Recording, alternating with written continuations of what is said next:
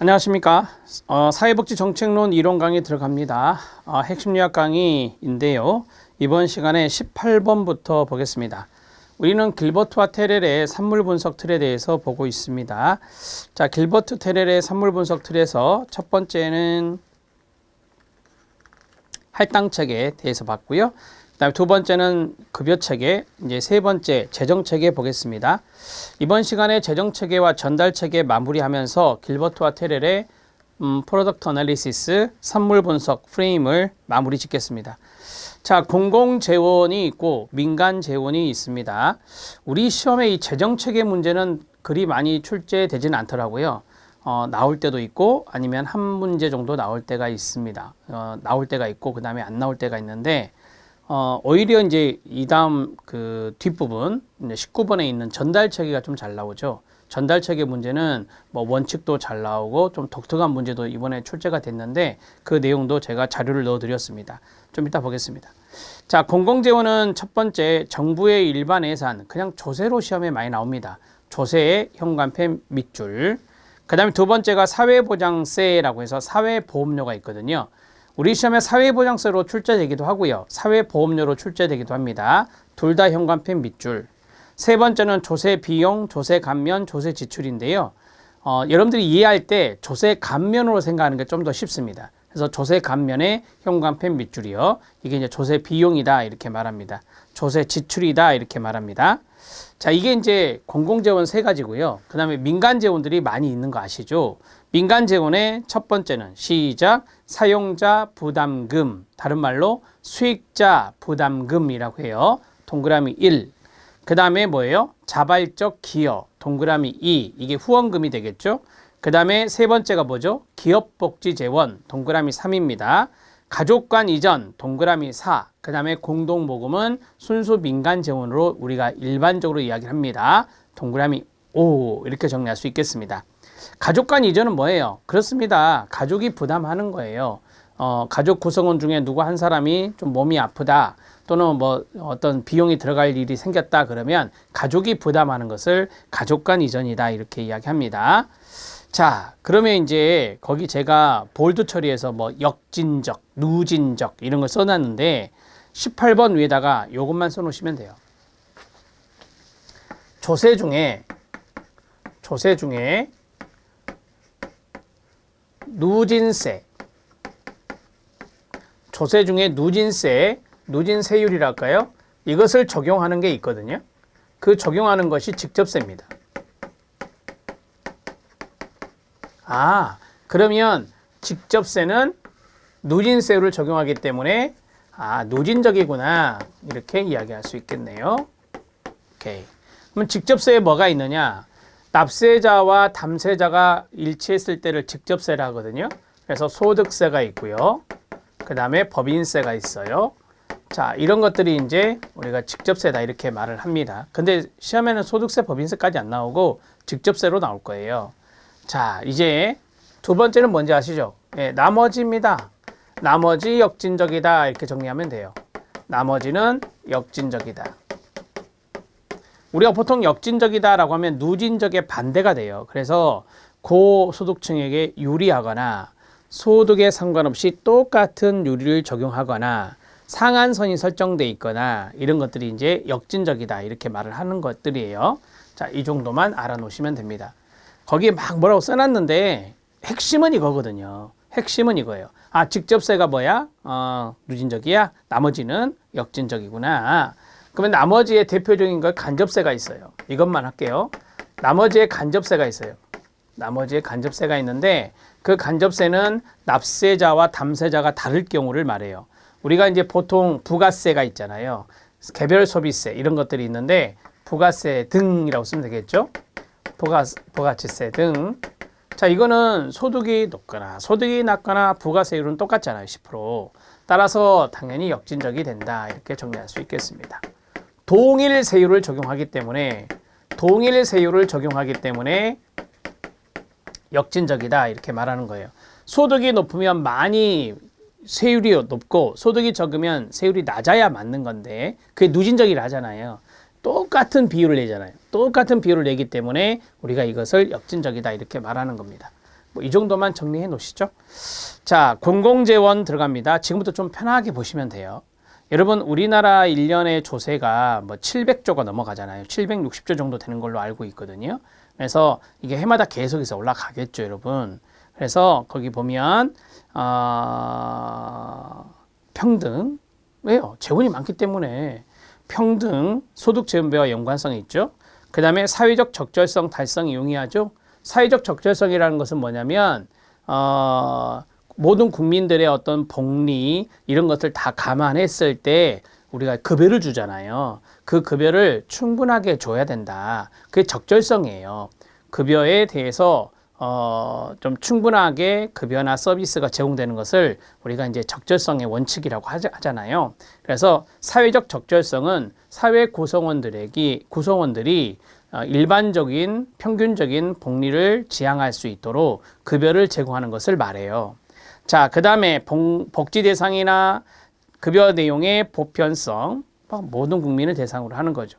빈곤층의 재원은 조세잖아요. 빈곤층에게 하는 공공부조 재원이 뭐라고요? 조세잖아요. 그 다음에 재원의 안정성과 지속성이 높다. 이해되시죠? 네. 오른쪽에 묶어서 그 이유가 뭘까요? 왜 이게 장점일까요? 재원이 풍부하잖아요. 재원이 풍부하기 때문에 그래요. 재원이 풍부하기 때문에 안정성 장점, 지속성 장점, 보편성 장점, 사회적 적절성 장점, 소득 재분배 평등 추구 장점이 되는 거예요. 사회보장세에 들어갑니다. 여러분, 누진 역진은 저 안 할게요. 이거 한 번에 끝내드렸으니까. 거기 누진 역진 뭐 직접세는 누진적, 간접세는 역진적 말씀드렸잖아요. 그거는 앞에서 한 번에 끝내버렸으니까 이제 거론하지 않을게요. 자, 꼭 필요한 것만 거론하겠습니다. 자, 사회보장세를 사회보험료라고 그래요. 그래서 여러분들 알고 있는 국민연금, 고용보험, 산재보험, 그 다음에 장기요양보험, 건강보험 이런 것들이 여기에 들어갈 수 있죠. 자, 사용자, 피용자에게 강제 부과하는 거죠. 사용자 50%, 피용자 50% 이렇게 이제 부담하는데 산재보험 같은 경우는 사용자, 사업주가 모두 부담하는 것 알고 계실 겁니다. 자, 목적세가 뭐죠? 네, 급여 줄 목적으로 걷는 거잖아요. 그래서 우리가 교육세라든지 농어촌 특별세라든지 이런 것들이 다 이제 어떤 목적으로 걷는 거거든요. 그래서 목적세의 성격이 있다라고 하는 겁니다. 자, 그 다음에 이제 조세 비용인데, 사회보장세는 왜 역진적일까요? 사회보험료는 왜 역진적일까요? 자, 한번 잘 생각해 봐요. 국민연금. 자, 국민연금 보험료가 9%예요. 지금 현재 9%인데, 소득이 높은 사람도 9%, 소득이 낮은 사람도 9%잖아요. 그나마 또 소득 상한선도 있어요. 소득 상한선도 있다고. 기준소득액 상한선도 있죠. 그러면 고소득자에게 유리하잖아요. 소득 상한선이 500만 원 조금 넘은 걸로 알고 있거든요. 그러면은 1000만 원 한 달에 버는 사람은 500만 원 정도로 이제 책정이 되는 거죠. 그러니까 1000만 원 곱하기 2000만 원 곱하기 아니라 이제 그 상한선이 설정되어 있는 것은 고소득자에게 유리한 측면이 있어요. 그렇기 때문에 우리가 이것을 역진적이다 이렇게 말하는 거예요. 조세 비용입니다. 우리가 보통 조세를 감면받는다라고 하잖아요. 연말 정산에서 소득공제 받고 세액공제 받고 하는 것들을 이런 것들이 조세 감면이거든요. 자, 간접적인 방법의 비용이다. 이것도 고소득자에게 유리하다라고 말할 수 있어요. 아무래도 고소득자들이 현금도 많이 쓰고 카드도 많이 쓰고 하는 것이기 때문에 이제 아무래도 이런 그 세액공제나 소득공제 이런 것의 혜택을 좀 더 많이 받을 수도 있겠죠. 따라서 고소득자에게 유리한 측면이 있기 때문에 역진적이다 이렇게 말하는 거예요. 자, 이해됐죠, 여러분? 오케이. 자, 그 다음에 이 조세를 감면해 준다라고 했잖아요. 예를 들어서 세액을 공제해 준다. 그 말은 정부가 돈을 받아가지고 지출한 게 직접 지출이거든요. 그잖아요. 정부가 돈을 받아가지고 지출해 준 게 직접 지출인데 이런 조세 감면 제도는 이제 감면 혜택을 줘서 세금을 깎아주는 작업이거든요. 그래서 이거는 간접적인 방법이다라고 보시면 돼요. 그래서 거기 보면 간접적인 방법의 비용이다 그랬잖아요. 그래서 간접에 동그라미 치면 돼요. 여기까지 그 출제위원이 막 틀고 그러지는 않았지만 그래도 우리가 이제 직접인지 간접인지는 좀 알고 들어가는 게 좋기 때문에 조세 감면은 간접적인 방법이구나 이렇게 생각하면 돼요. 자, 민간 재원은 아시겠죠? 수익자 부담금. 이게 뭐냐면 유료 비용이요. 유료 서비스. 자, 유료 서비스 비용을 말합니다. 자, 제가 상담을 받는데 상담료가 5만 원이래요. 그러면 소득이 높은 사람이든 소득이 중산층이든 소득이 낮은 사람이든 간에 똑같이 5만 원 정액 부담을 하잖아요. 그렇기 때문에 역진적이 돼요. 동일률을 적용하거나 정액 부담하게 되면 역진적이다 이렇게 생각하시면 돼요. 자, 그 다음에 자발적 기업 후원금, 기업복지재원입니다. 뭐 기업복지재원은 근로자에게 해주는 복리후생제도 이렇게 생각하시면 됩니다. 근로자들에게 해주는 복리후생제도 이런 것도 생각하시면 되는데 되게 기업복지 이런 재원들은요 세제 혜택을 받죠. 사업주 입장에서 세제 혜택을 받기 때문에 아무래도 이제 사업주에게 유리한 측면도 없지 않아 있어요. 그래서 역진적이다 이런 말을 쓰는 겁니다. 자, 기업복지재원은 복리후생을 위한 재원이다 이렇게 생각하면 돼요. 법인세 생각하면 안 되고 여기서 법인세 나오면 안 되고 기업복지재원은 근로자를 위한 복리후생재원이다 이렇게 생각하시면 됩니다. 가족 간의 이전 공동모금 다시 씁니다. 이 정도 하시면 돼요. 자, 뭐 시험 문제 많이 나오진 않으니까 너무 스트레스 받지는 마세요. 기출문제 확인학습 봐주시기 바랍니다. 자, 여기서 중요한 부분이 하나 있는데 거기 5번 별표하세요. 5번. 자, 하나하나 곱씹어 보면서 가세요. 첫 번째, 사회보장의 주된 재원이 뭐죠? 조세잖아요. 사회보장의 주된 재원은 조세예요. 사회보장세보다 더 많아요. 조세가. 자, 그 다음에 국민연금기금이 있어요. 밑에 기금 말씀드릴 건데 국민연금 기금을 연기금이라고 하거든요. 많이 들어보셨죠? 이거 특별회계 아닙니다. 특별회계가 아니라요. 기금이에요. 기금. 기금의 동그라미. 자, 그 다음에 세 번째. 공공부조 시행에 필요한 모든 비용은 끊어주세요. 공공부조의 밑줄. 공공부조는 국가와 지자체 책임이거든요. 그래서 중앙정부와 지방정부가 부담하는 거예요. 개인 기여금 이런 거 없잖아요. 자, 그 다음에 네 번째. 국고보조금은요. 중앙정부 각 부처가 여기서 끊어요. 자, 지방정부, 지방자치단체에 지원하는 재원 맞습니까? 네, 맞아요. 중앙정부에서 지방정부로 이렇게 지원해 주는 것을 국고보조라고 하잖아요. 누구에게 보조한다? 지방정부에게 보조해 주는 거죠. 이걸 국고보조금이라 합니다. 자, 다섯 번째, 일반회계 예산은 기금에 비해 여기서 끊어주세요. 자, 두 개를 비교했네요. 일반회계 예산이 있고요. 우리가 앞에서 조세라고 했잖아요. 그 조세가 크게 두 가지로 이루어져요. 일반회계와 특별회계로요. 일반회계가 하나 있고요. 특별회계는 많이 있어요. 그래서 일반회계 예산이 거의 대부분을 차지하죠. 상당히 많고요. 자, 그 다음에 기금하고 비교했습니다. 기금하고 비교했어요. 자, 첫 번째가 뭐죠, 여러분? 운용의 신축성입니다. 자, 운용의 신축성. 일반회계 예산은 운용의 신축성이 있나요? 없어요. 거기에만 탁 써야 돼요. 약간 전용해서 쓸 수는 있겠지만 신축성이 아주 낮죠. 그래서 운용 신축성이 운용이라고 하죠. 운용 신축성이 낮습니다. 운용 신축성이 낮습니다. 이 녀석은 높죠. 아니 부동산 투자도 하잖아요. 주식 투자도 하잖아요. 기금 가지고. 그러니까 운용의 신축성이 높죠. 자, 그 다음에 두 번째는 뭐죠? 재원의 범위네요. 그렇습니다. 재원의 범위는 넓죠, 이게. 재원의 범위는 이거는 화살표로 표시하기 힘드니까 넓음. 일반 예산이 얼마나 범위가 넓겠어요. 각 부처에 사용하는 그 일반 예산의 내용도 있고 또 부처에만 있는 거 아니잖아요. 또 다른 영역에도 일반 예산이 포진될 수 있거든요. 그래서 이러한 모든 것들이 재원의 범위예요. 레인지가 아주 넓다라고 하는 거고 기금은요. 딱 거기만 있어요. 국민연금 기금은 국민연금에만 그 다음에 고용보험도 기금이거든요. 고용보험에만 이렇게 되는 거죠. 그래서 여기는 기금의 범위가 재원의 범위가 좁아요. 재원의 범위가 협소라고 쓸게요. 재원의 범위가 협소함. 자, 그러면 여기 두 가지 비교한 것을 같이 읽어요. 시작. 일반회계 예산은 기금에 비해 끊어요. 운용의 신축성은 낮고 재원의 범위는 넓다. 꼭 기억해 놓으셔야 돼요. 자, 이거 시험에 나온 지문.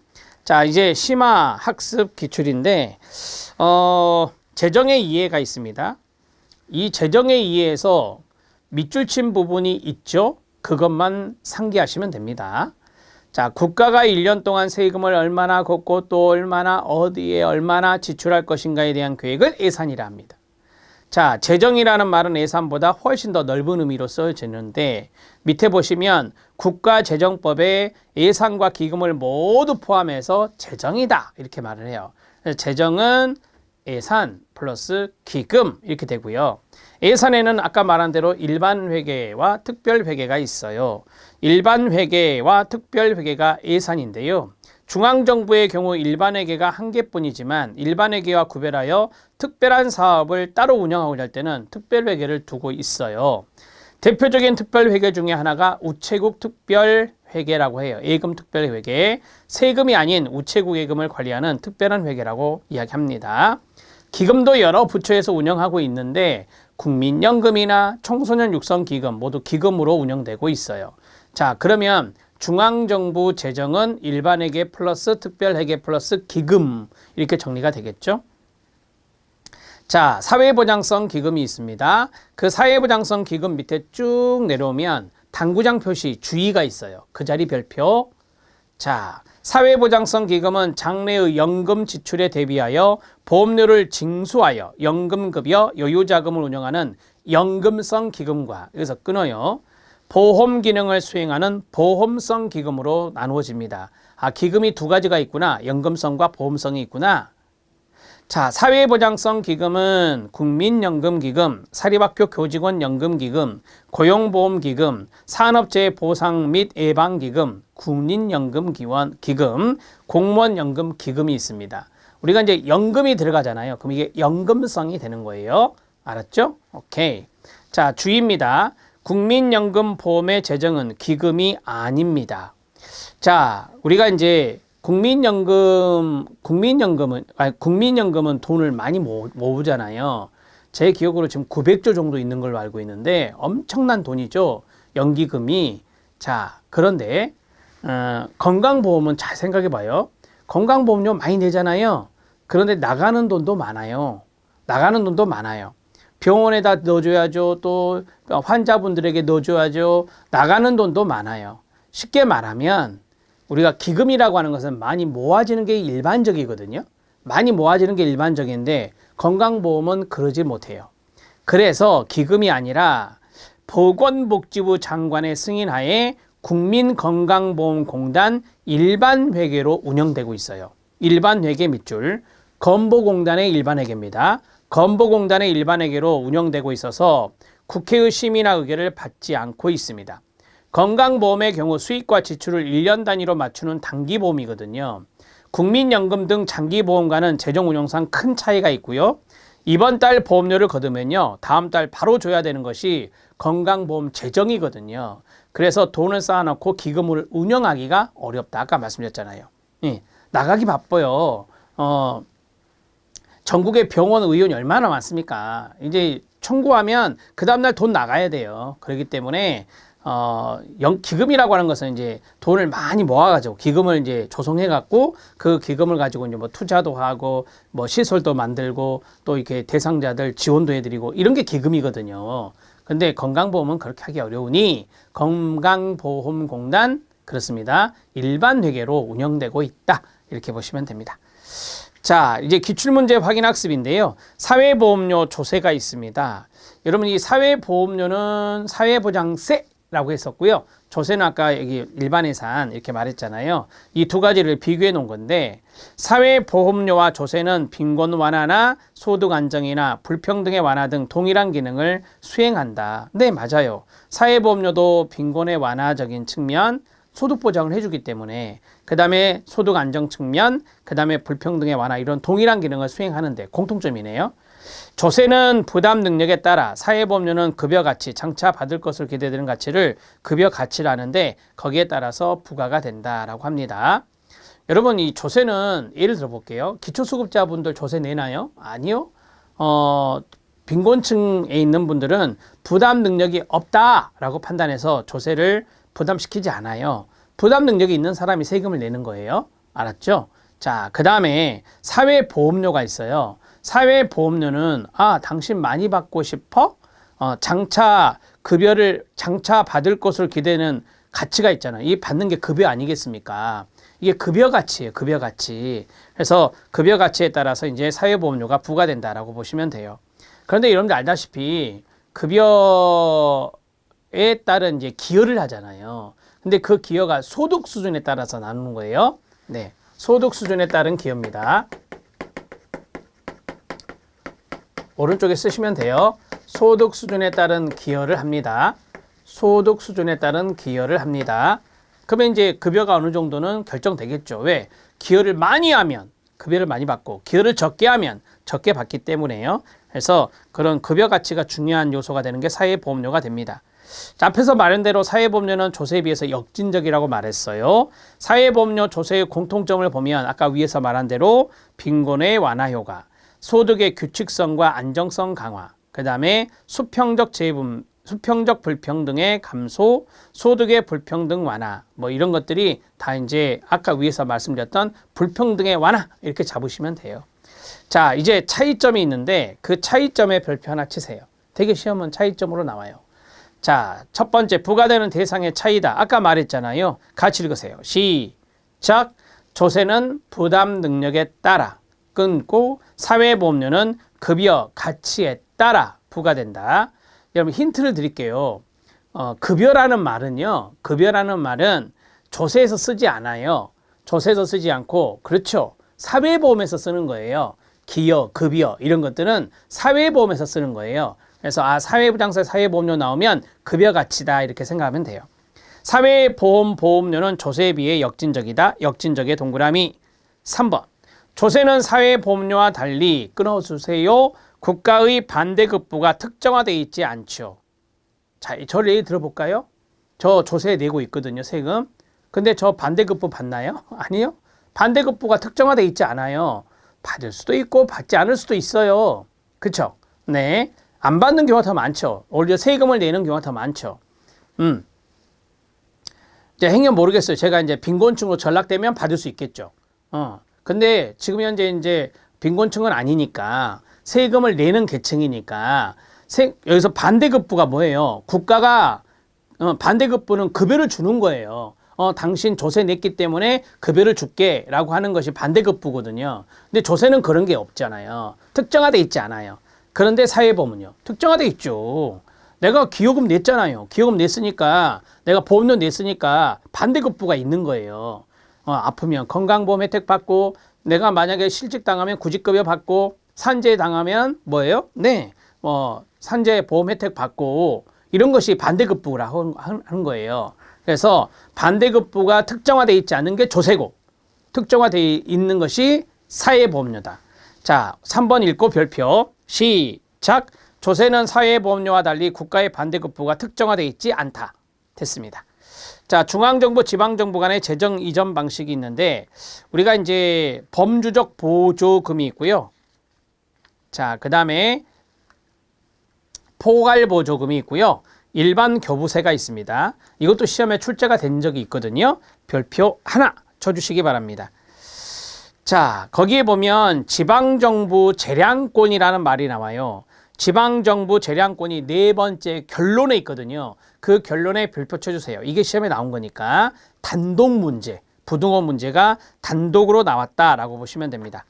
자, 지방정부가 보조금을 받는다고 제가 앞에서 말씀드렸잖아요. 그래서 지방정부 재량권의 크기. 네, 이거를 이제 중요하게 생각하셔야 되는데 범주적 보조금이 가장 약하거든요. 재원의 사용 목적이 상세히 규정돼 있어요. 카테고리가 있다고요.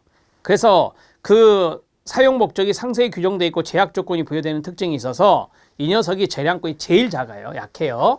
그래서 범주적 보조금이 가장 재량권이 약하고 자, 밑에 각주가 있는데 그 각주가 다음 페이지에 나오는 거예요. 매칭 펀드라고 하는 거. 자, 범주적 보조금은 매칭 펀드 보조금의 매칭 펀드는 지방정부 재정 운용을 어렵게 만들 수 있으며 복지 서비스의 전국적 통일성과 평등한 수준을 유지하는 데 적합하다. 왜냐하면 사용 목적이 딱 정해져 가지고 돈이 내려가기 때문에 복지 서비스의 전국적인 통일성이나 평등한 수준 유지하는 데는 적절하겠죠.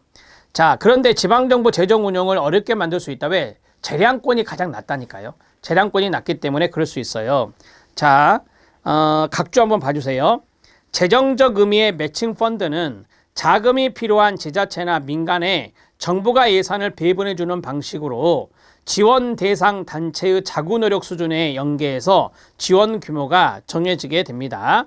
그러니까 지원 대상 단체가 예를 들어 서울시다 또는 저기 전라남도다. 그러면 자구 노력 수준이 있을 거 아닙니까? 그 자구 노력 수준에 연계해서 지원 규모가 만들어지는 거예요. 자, 이 매칭 펀드는 범주적 보조금에 있다. 여기. 자, 이 매칭 펀드에 해당되는 것이 이제 범주적 보조금에 해당된다라고 보시는데 사용 목적이 있고 상세하게 규정되어 있고 매칭 펀드로 지원이 이루어진다. 그런데 재량권이 가장 약하기 때문에 지방정부 재량권이 약하기 때문에 지방정부의 재정 운영이 쉽지 않다라고 하는 겁니다. 자, 포괄 보조금이 있는데요. 포괄 보조금이 두 번째입니다. 포괄 보조금이 두 번째다라고 보시면 됩니다. 자, 포괄 보조금을 보시면 거기 보면 지원 대상이 되는 활동의 범주가 넓으며 라고 했어요. 넓음의 동그라미. 그래서 포괄이라는 뜻이 있고요. 특정 사업이나 정책 영역에 사용되기보다는 일반적인 영역을 대상으로 지급이 된다. 제가 앞에서 그랬죠. 특정 영역 그러면 범주적이라고요. 카테고리가 있으니까 특정 영역이면 범주적이 되는데 그것보다는 일반적인 영역, 그 자리 현관펜 밑줄 일반적인 영역으로 대상이 이제 재원을 쓸 수 있는 대상이 이제 나누어져 있거든요. 그렇기 때문에 지방자치단체가 어느 정도 재량권을 인정하고 있는 보조금이라고 말할 수 있습니다. 공중보건의 증진? 공중보건의 증진 그러면 일반적이고 광범위한 영역이잖아요. 공중보건 증진에 이제 이걸 사용해라라고 하면은 이거는 공중보건에 해당되는 그 부분이 아주 포괄적이잖아요. 그래서 포괄보조금이라고 말할 수 있어요. 자, 그래서 두 번째로 지방정부 재량권이 높다라고 할 수 있고요. 세 번째가 일반 교부세입니다. 일반 교부세가 가장 재량권이 높아요. 자, 일반 교부세, 뭐 일반 교부금이라고도 하던데 일반 교부세. 자, 국가가 예산 일부를 지방정부에게 일정한 비율로 배분해 주는 겁니다. 그래서 지방정부의 재량권이 가장 큰 특징이 있어서 지역 간 재정 격차 해소하려는 목적이 있다라고 하는 겁니다. 우리가 이제 그 국가 예산이 있으면 그 예산에 지방정부에게 일정한 비율로 해줘요.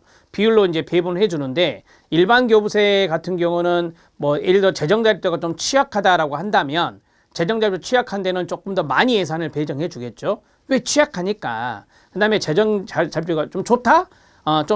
괜찮아. 재정 자립도가. 그러면은 이제 국가 예산 비율이 약간 이제 다른 지역보다는 좀 더 낮겠죠.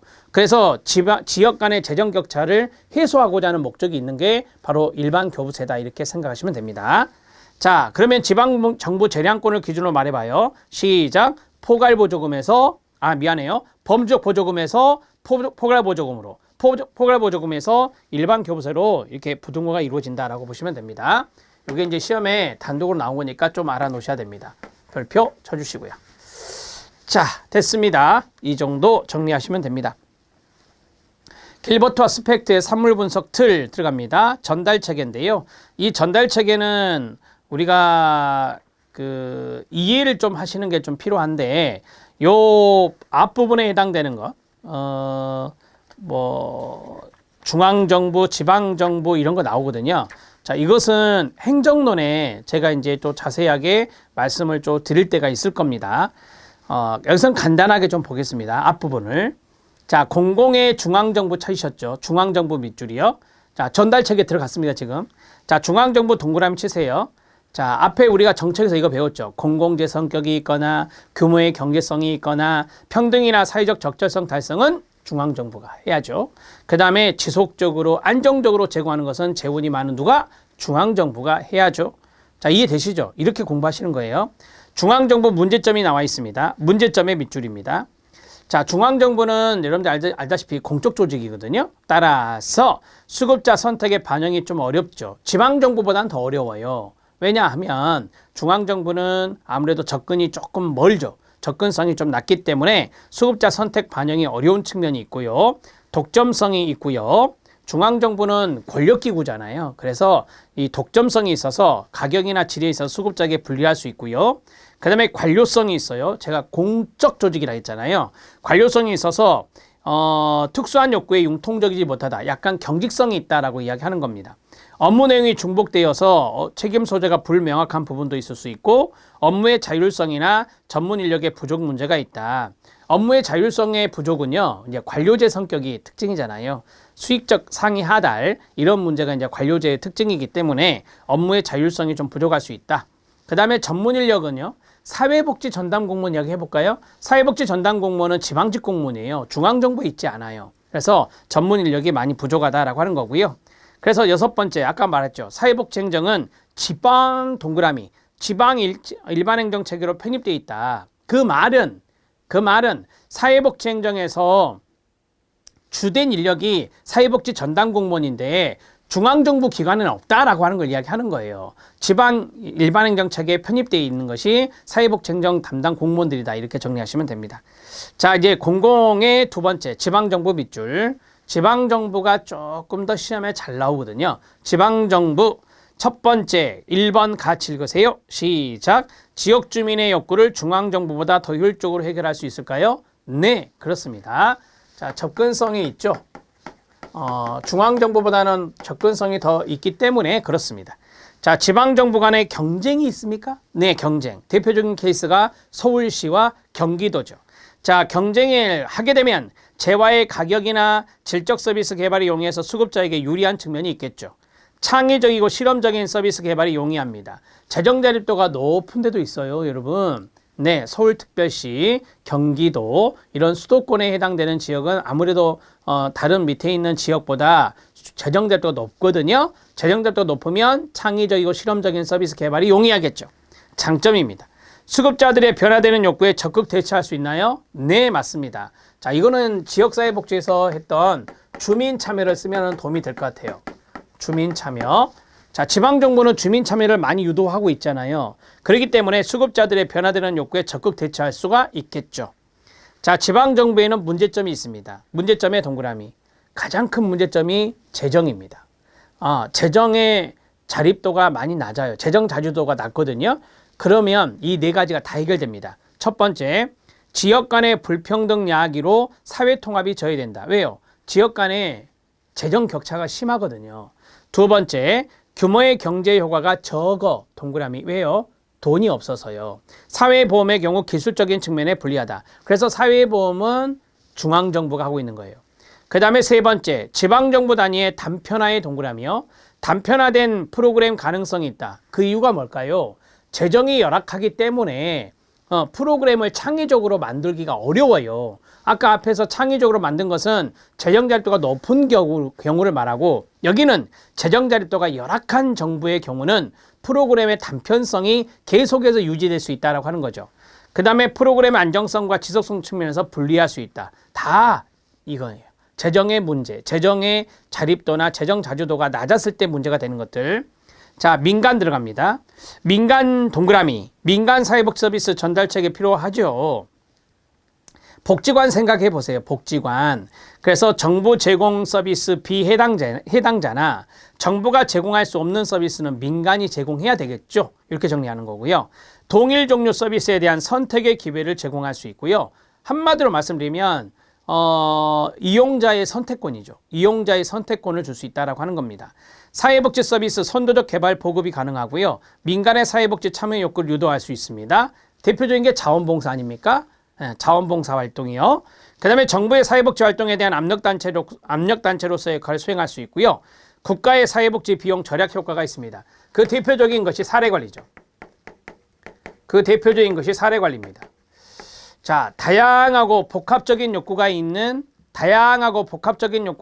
클라이언트, 독거르신이나 중증장애인분들이나 이런 분들이잖아요. 그런 분들은 중앙정부의 차원에서 서비스가 이루어져야 되는데 민간에서 사례관리가 이루어진다? 민간에 있죠. 우리 민간하고 있잖아요. 민간에서 사례 관리가 이루어지고 있다. 그러면 국가의 사회복지 비용에 전략 효과가 있는 것이죠. 자, 됐습니다. 기출문제 확인학습 별표. 자, 마을기업은요, 사회적 경제 영역인데 지역사회복지론에도 나왔고요. 정책론에도 출제된 바가 있어서 여기에 넣어드렸어요. 자, 마을기업이 민간 부분 아닙니까, 여러분? 마을기업은요, 사회적 경제 영역이라고 지역사회복지 파트에서 말씀드렸습니다. 자, 거기에 보면 마을 주민이 주도적으로 지역의 각종 자원을 활용한 수익사업을 통해 지역 공동체를 활성화하고 지역 주민에게 소득, 일자리를 제공하여 지역 발전에 기여하는 마을 단위 기업을 마을기업이라고 하고요. 지금 많이 활성화되어 있고 조례로도 많이 정해져 있어요. 1번 별표. 자, 현재 마을기업 육성 및 지원에 관한 법률안이 발의된 상태. 아직은 국회를 통과하지 않은 것으로 알고 있고요. 자, 그 다음에 3번 심사를 통해서 선정이 됩니다. 자, 그 자리에 쓰세요. 행정안전부입니다. 행정안전부입니다. 자, 여기에 써서 별표. 보건복지부에서 심사하는 게 아니고 그렇습니다. 행정안전부에서 심사합니다. 자, 네 번째. 구체적으로 살펴보면요. 시군구에서 선정해서 시도로 올리면 시도에서 선정해서 행안부로 올려요. 자, 시군구 심사위원회를 구성하여 1차 심사를 통해 적격단체를 선정하고 조건에 맞는 단체를 선정하여 시도에 추천을 합니다. 그러면 시도에서 2차 심사를 통해 선정을 하고 행정안전부 그 자리만 현관펜 밑줄. 보건복지부가 아니고요. 행정안전부 그 자리만 밑줄. 여기에 제출하고 시도에서 선정된 단체에 대해 행정안전부에서 사업계획 검토, 현지 점검을 통해 설립이 이루어집니다. 이해됐죠? 그래서 이 마을기업에 행안부가 지원을 해주는 겁니다. 자, 사회복지 서비스 전달체계 구축의 원칙을 보도록 하겠습니다. 자, 거기에 보면은 밑줄 친 게 있는데 적절성의 원칙 별표, 통합성의 원칙 별표, 책임성의 원칙 별표. 3번에 있죠. 포괄성 찾으셨어요. 3번의 포괄성의 별표 쳐주시기 바랍니다. 자, 지금 제가 별표 친 게 4개인데 이 4가지가 시험에 좀 잘 출제가 되고요. 자, 그 사회복지 서비스 전달체계 구축의 원칙에 별표 2개를 치세요. 이 녀석이 생각보다 시험에 잘 나옵니다. 자, 전문성의 원칙은 전문가와 전문적 프로그램 이런 것들이 이제 필요하겠죠. 자, 적절성의 원칙이 있습니다. 급여나 서비스의 충분성이다라고 했잖아요. 자, 오른쪽에 써주세요. 적절성의 동의어가 있습니다. 적절성의 동의어는 적정성이라고도 하고요. 그 다음에 충분성이라고도 해요. 급여나 서비스를 줄 때 충분히 제공하자 이 말입니다. 그 다음에 포괄성이 있습니다. 포괄성은요, 다양한 서비스 제공이죠. 다양한 서비스 제공 오른쪽에 써주세요. 슬래시에서요. 자, 종합적으로 제공하는 것도 나왔어요. 자, 종합적으로 제공하는 것이 나오죠. 그러면 포괄성이 됩니다. 마지막까지 이렇게 써드릴게요. 종합적으로 제공 나오면 포괄성이다. 이렇게 정리해 놓으세요. 지속성은 아시겠죠? 네, 계속적으로 제공하는 겁니다. 동의어가 있어요. 자, 계속성이 있고요. 연속성이 있어요. 계속성, 연속성, 지속성이 다 동의어가 됩니다. 이렇게 적어주시면 돼요. 자, 그 다음에 네 번째 통합성이 있습니다. 유기적 연계 보이시나요? 유기적 연계 현관펜 밑줄이요. 자, 그 다음에 슬래시 하시고요. 질서 정연이 나와요. 질서 정연하게 체계적으로 나온다. 질서 정연하고 체계적으로 나온다. 하나 더요. 원스톱이요. 자, 원스톱 서비스가 나온다.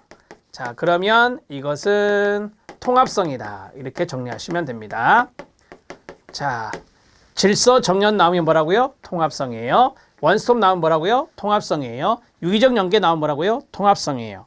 자, 평등성은 차별 없이 고르게 제공하는 거고, 그 다음에 책임성은 효과성이나 효율성을 위해서 충실히 이행하는 겁니다. 충실히 이행. 그 자리 밑줄. 자, 그 자리에 쓰세요. 최선의 노력을 다하는 거죠. 최선의 노력을 다하는 겁니다. 최선의 노력을 다하는 것을 우리는 책임성이다. 효과성을 높이기 위해, 효율성을 높이기 위해 최선의 노력을 다한다. 그러면 책임성이 됩니다. 자, 마지막 접근 용이성이 있죠. 쉽게 이용할 수 있도록 한다라고 했어요. 여기 동의어가 있어요. 접근성이 있고요. 자, 그 다음에 편익성이 있어요. 컨비니언스, 편익성. 이렇게 동의어가 됩니다. 지금 다 이거 써 놓으셔야 돼요. 자, 됐습니다. 이제 편하게 넘어가셔도 됩니다. 사회복지 서비스 전달책의 원칙에 둘 중에 하나는 해결해라. 이게 무슨 말이냐면 행정적 측면이 있고 서비스 제공 측면이 있거든요. 그래서 둘 중에 하나는 외우세요. 그러면 이게 많이 나오는 패턴 아니에요. 이게 많이 나와요. 이게 많이 나오는데 요 녀석이 혹시나 나올 것 같아서 자, 어떻게 외우시면 되냐. 자, 밑에 보시면 서비스 제공 측면이 있죠. 서비스 제공 측면에서 암기법이 뭐예요? 적을 평정하는 자가 지포를 먹는다. 이거 어려우니까 이거 외우지 마시고 적평자가 지포로 외우세요. 적평, 자가, 지포 이렇게 두 개씩 끊어서 외우시면 돼요.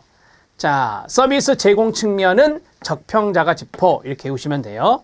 자, 이건 듣기만 하세요. 적절성, 평등성, 자활 및 재활 목표, 가족 중심, 지속성, 포괄성이거든요.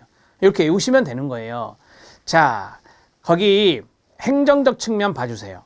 행정적 측면에서 쭉 내려오면 6번 읽어보세요. 시작. 지역사회 참여의 원칙이 있죠.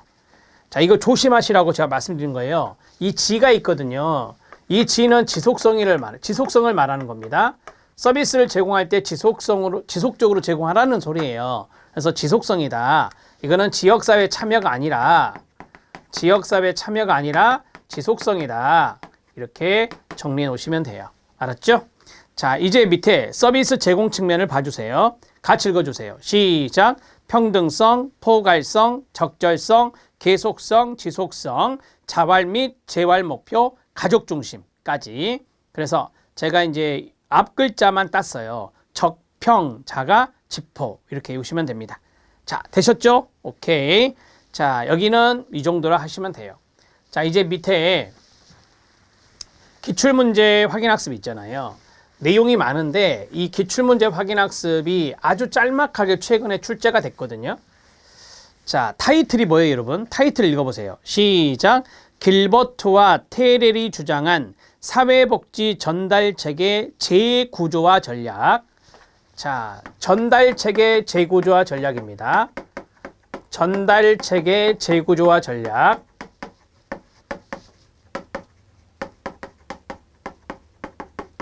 자, 길버트와 테렐이 말한 겁니다.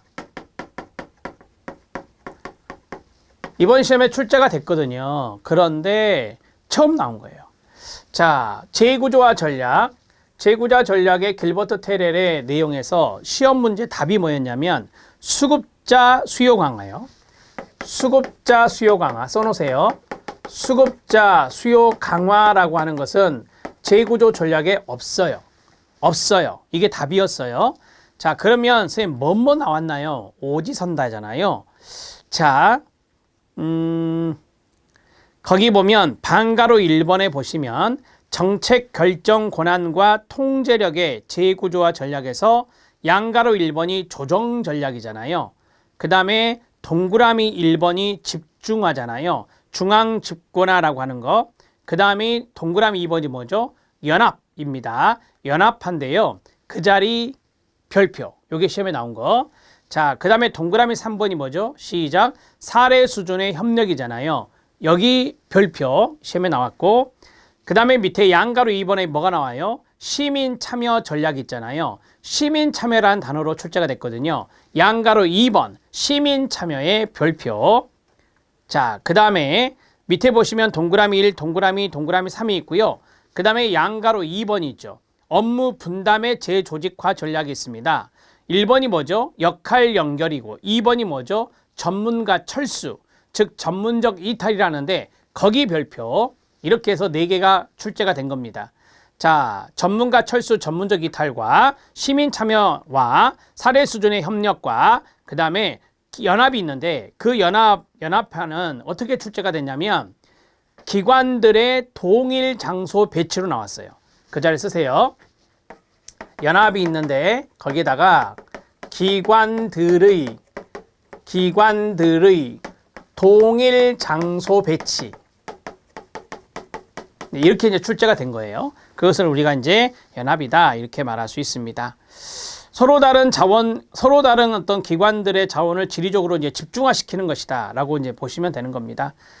이런 것들을 이제 연합이라고 이야기할 수 있죠. 그러니까 기관들을 동일 장소에 배치하게 되면은 이게 이제 뭐 자원들이 집중화되는 것이 아니겠어요?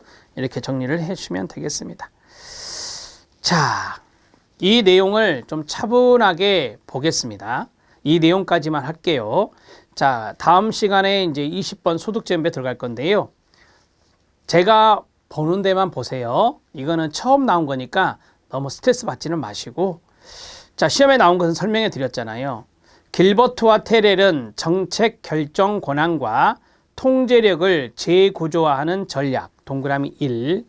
그 다음에 업무 배치를 재조직화하는 전략, 동그라미 2.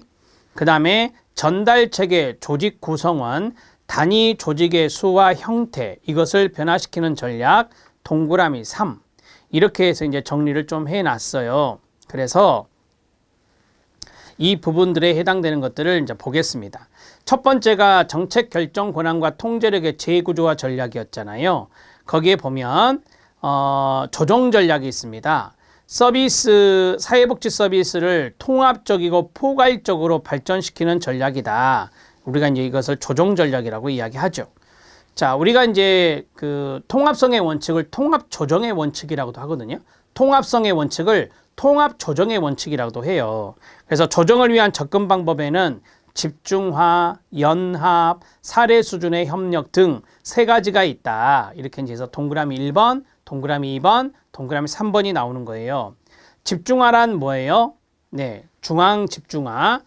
각종 업무 부서를 하나로 통합을 해요. 그래서 새로운 부서로 만드는 것을 집중화라고 합니다. 그렇게 하면 이제 통제력을 재구조할 수 있겠죠. 중앙에서 통제하는 거니까 통제력을 재구조할 수 있다. 이렇게 보시면 되고, 밑에 있는 박스는 사례니까 참고하셔도 돼요. 자, 그 다음에 동그라미 2번은 연합이죠. 연합화라고도 합니다. 서비스 조직 간에 그들의 기술이나 자원이나 인력을 협조체제로 만드는 거예요. 그래서 기관들이 연합하는 거죠. 쉽게 말하면. 그래서 서로 다른 기관들의 자원을 지리적으로 집중화하되 기관을 행정적으로 통합하진 않아요. 자, 앞에 집중화가 있었잖아요. 집중화는 업무 부서를 하나로 통합을 시키는 거고, 이건 행정을 통합시키는 거예요. 그런데 이거는 이제 기관들을 행정적으로 통합을 시키진 않고 지리적으로 집중화시키는 거다. 이렇게 생각하시면 됩니다. 자, 밑에 있는 박스는 한 번만 읽어주시고요. 자, 그 다음에 세 번째가 사례 수준의 협력입니다. 지금 우리는 뭘 하고 있죠? 네, 정책 결정 권한이라든지 통제력, 이걸 재구조하는 전략을 세 가지를 보고 있는 거예요. 사례 수준의 협력이 있는데, 앞에서 전술한 조정 체계가 있었잖아요. 조정 전략이 양가로 1번에 있었잖아요. 조정 체계가 잘 구축되지 않을 때 각 기관의 최일선 사회복사들 간의 협조 네트워크를 만들 필요가 생기는데, 이거는 아래로부터의 조정을 말한다라고 합니다. 그러니까 앞에서 했던 것은 이제 집중화라고 하는 것이 있었잖아요. 집중화는 위에서부터 이제 하나로 집권화가 이루어지는 것이다 라고 한다면, 사례 수준의 협력은 사례들을 누가 해요, 여러분? 사회복지사들이 하잖아요. 그래서 각 기관의 사회복사들이 있어요. 최일선 사회복사들이 이제 자기네들끼리 협조 네트워크를 만드는 거죠. 그래서 사례 수준에 있어서 협력이 이루어진다, 이렇게 보시면 됩니다. 이해되셨죠? 오케이. 자, 됐고, 이제 시민 참여 전략을 들어갑니다. 양가로 2번에 시민 참여 전략이 있습니다. 아직까지 우리는 정책 결정 권한과 통제력에 대한 재구조화를 보고 있습니다. 시민 참여 전략은 의사 결정 권한을 기관과 클라이언트에게 재분배하는 전략이다, 이렇게 말할 수 있어요. 자, 그러면 앞에는 우리가 이제 조정 전략이라고 말했던 거고, 시민 참여 전략에서 동그라미 1번은 비분배적 참여, 동그라미 2번은 정상적 참여, 동그라미 3번은 재분배적 참여가 됩니다. 여기서 말하는 참여는 시민 참여를 말하는 거예요. 비분배적 참여는 기존의 의사결정 권한에 실질적인 변화가 없이 이루어지는 겁니다. 유사 참여라고도 하는데, 시민들이 교육이나 치료의 형태로 참여하거나 단지 명목적으로 참여하는 것으로서 기존의 의사결정 권한에 실질적인 변화가 없는 경우가 비분배적, 의사결정권에 대한 분배가 없다는 거예요. 그래서 비분배적 참여라고 하는 거죠. 정상적인 참여는 의사결정에 결정적인 변화가 일어나지는 않은 겁니다. 의사결정 과정에 시민이 실질적으로 참여하지만 시민의 참여로 의사결정에 결정적인 변화가 일어나지는 않는 겁니다. 자, 우리가 아른슈타인의 주민참여 전략을 배웠거든요. 주민참여 단계. 그것과 흡사합니다. 그 다음에 세 번째가 재분배적입니다. 시민이 의사결정과 전달책에 실질적인 영향을 미치는 거예요. 그래서 말 그대로 뭐냐면 시민에게 분배를 해주는 거죠. 의사결정 권한을 분배해 주는 거예요. 그래서 시민이 의사결정과 서비스 전달책에 실질적인 영향을 미치는 경우를 재분배적 참여라고 말합니다. 그냥 놔두고요. 이 세 가지를 통틀어서 시민 참여 전략이라 한다. 이렇게 보시면 됩니다. 자, 이제 큰 1번은 끝났어요. 큰 2번 들어갑니다. 업무 분담의 재조직화 전략입니다. 업무를 누가 담당할 것인가 질문에 대한 전략인데 첫 번째는 역할 연결, 전문가 역할을 부여하는 겁니다. 수급자와 전문가 사이의 상호 이해나 접근이 용이하지 않고 서비스 전달이 어려운 경우 중개 역할을 할 수 있는 비전문가, 토착적인 사람들이 있겠죠. 주민들. 비전문가에게 전문가 역할의 일부를 부여하는 것이다 라고 하는 거죠. 한마디로 말하면 중개자 역할을 주는 거예요. 중개자 역할이 바로 이제 전문가들이, 우리 사회복사들이 중개자 역할을 하잖아요. 그러한 역할을 비전문가에게 일부를 부여한다라고 하는 거예요. 그래서 역할을 연결해 주는 거죠. 역할을 연결해 주는 전문가 역할 부여가 되겠습니다. 사회복지사와 사회복지 수급자를 연결시키는 역할을 만드는 것이다 라고 하는 거죠. 대체로 이제 사회복사는 중간계층의 전문직이고 사회복지 대상자는 뭐 하층계의 주를 이룬다라고 하는데 그냥 이거는 뭐 전공서적에 있는 이야기니까 뭐 이대로 그냥 이해하시면 될 것 같은데요. 자, 요는 이거예요. 한마디로 말하면 사회복지사가 있고 그 다음에 클라이언트가 있잖아요. 그러면 거기 있는 토착적인 사람들, 비전문가들이 있잖아요. 비전문가들이 이 클라이언트를 사회복지사에게 연결하는 역할을 주는 거예요. 그게 바로 이제 역할 연결이라고 하는 건데 이것을 이제 전문가 역할을 부여하는 거다라고 보시면 됩니다. 자, 두 번째는 전문가 철수입니다. 전문가 철수는 전문적 이탈이라 하는데 서비스 전달 조직이 관료제적인 특성이 강하여 전문성 발휘가 곤란한 경우 전문가로 하여금 조직을 떠나 개업하게 함으로써 전문성 발휘를 용이하게 하기 위한 조건을 만드는 거다라고 하는 겁니다. 여러분들 여기 조직이 어디예요? 사회복지기관을 말하는 거예요. 사회복지기관에서 떠나서 사회복지사가 이제 개업을 하게 한다라고 하는 겁니다. 자, 여러분 우리가 사회복지기관이 관료제가 엄청 강하다라고 가정해봐요. 관료제가 강하면 사회복지사들의 이 자율성? 이게 어려워요. 자율적인 어떤 재량권 이런 게 어렵거든요. 그러니까 기관에서 벗어나라. 기관에 벗어나서 너가 그 전문성을 발휘하려면 개업을 해라 라고 하는 것을 이야기하는 거죠. 그게 바로 이제 전문가 철수, 전문적 이탈이라고 말합니다. 자, 되셨죠? 오케이. 큰 두 번째는 역할을 연결한다. 전문가의 역할을 부여하는 거죠. 누구에게? 비전문가, 토착적 주민들에게 주는 거고 그 다음에 두 번째는 전문가가 전문적 이탈을 하는 거예요. 그 사회복지기관에서 나와서 개업을 해서 전문성을 발휘하게 하는 거죠. 그게 이제 양가로 2번에 있는 건데 이게 이제 시험에 출제가 된 겁니다. 업무 분담의 재조직화 전략이었습니다. 세 번째는 전달체계 조직 구성, 단위 조직의 수와 수의 변화 전략인데요. 전달체계 조직의 단위 및 수를 어떻게 할 것인가에 대한 전략이 됩니다. 접근 구조의 전문화가 있습니다. 양가로 1번. 접근 구조의 전문화는 서비스 접근을 전문으로 하는 기관을 만드는 것을 말합니다. 우리가 이제 그 접근성이라고 하는 것은 서비스를 이용하는데 좀 편리함을 주는 것이다 이렇게 말할 수 있겠죠. 그래서 접근성이 사회복지 서비스의 하나로 제공된다는 거다.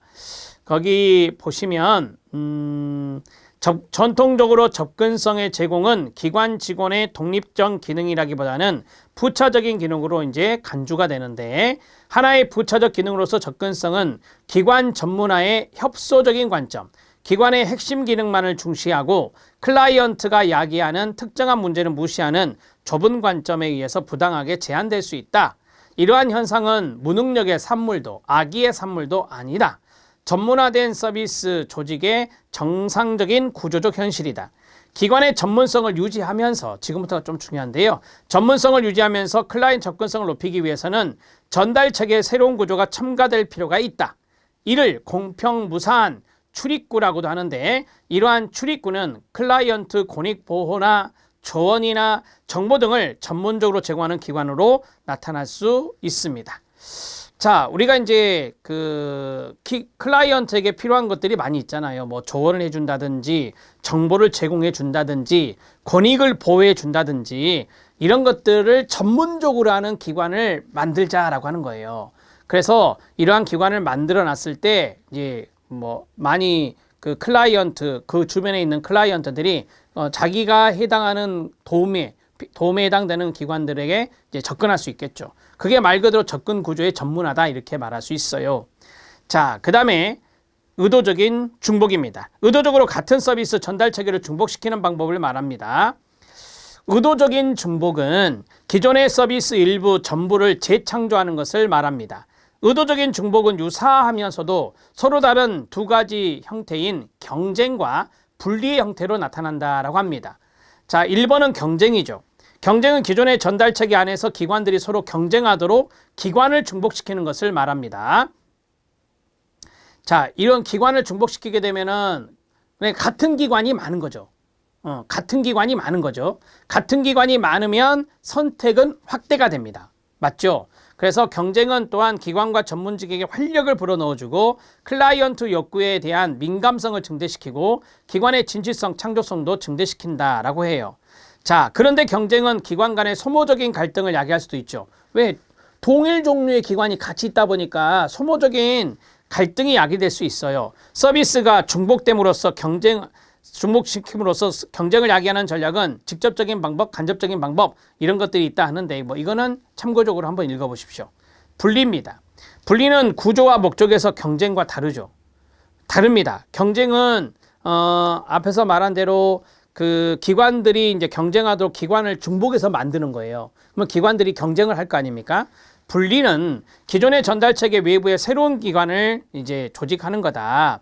그러니까 우리가 A라는 지역에 기관이 있잖아요. 그러면은 이 기관과 분리된 외부 지역에다가 새로운 기관을 조직하는 것이에요. 이게 이제 분리 전략인데, 경쟁은 분리에 무의식적이고 의도하지 않은 산물일 수도 있습니다.